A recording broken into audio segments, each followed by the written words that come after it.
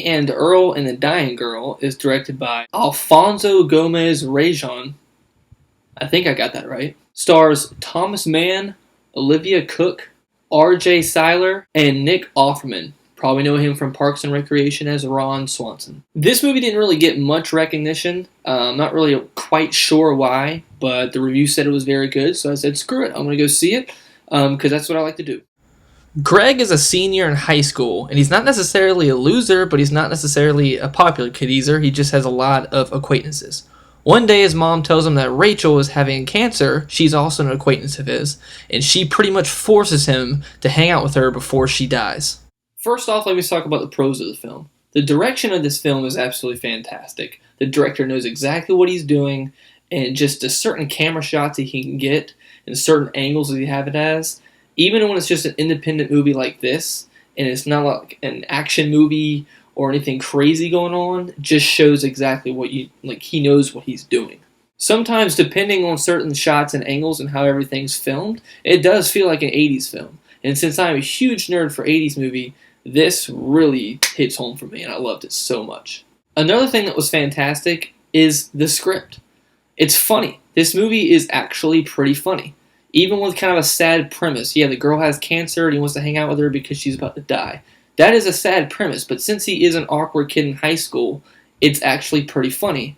And we all know that Michael Cera plays stuff like that all the time, and it's kind of a cliche thing nowadays. But if you can still write a good script with it, it could still be done so well. And they did a fantastic job of that.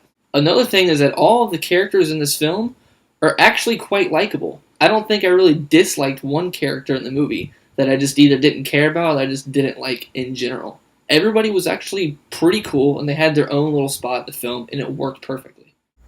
Now, some of you may recognize Olivia Cook from the show Bates Motel, where she plays a sick girl.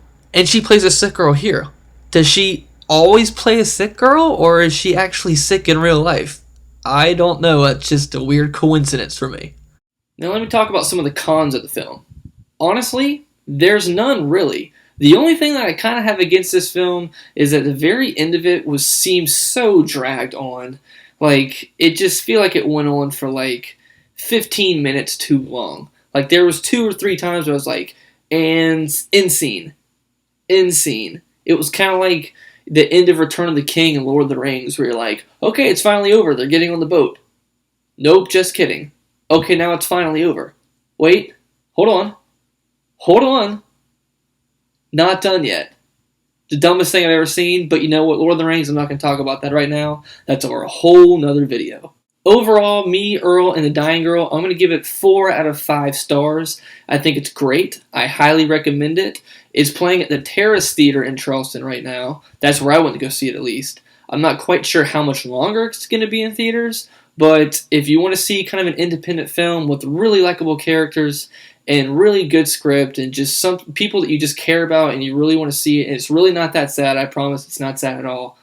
Actually, it's a little sad, but not as bad as you would think. I highly recommend it. I also want to thank the guide who was sitting, 4 seats in front of me and about 2 seats on the right of me. Thank you so much for farting so loud in the theater. That was the funniest thing that has happened to me in a long time. And the best thing is that he didn't even try to hide it. And it wasn't just a small feet. It was like a fart. It was really, really loud, and everybody just kind of laughed when it happened, and awesome. Thank you so much for watching my review. Like I said, I'm going to continue doing more of these. I hope this one was a little bit shorter than the Terminator Genesis one. That one was probably a little bit longer than I wanted, but I'm glad this one is shorter, so it's not like you're struggling just to watch through one of these videos. Please subscribe to my channel, Deal With It Reviews. And like I said, if for some reason I said something in this film that you didn't like and you just got offended, deal with it.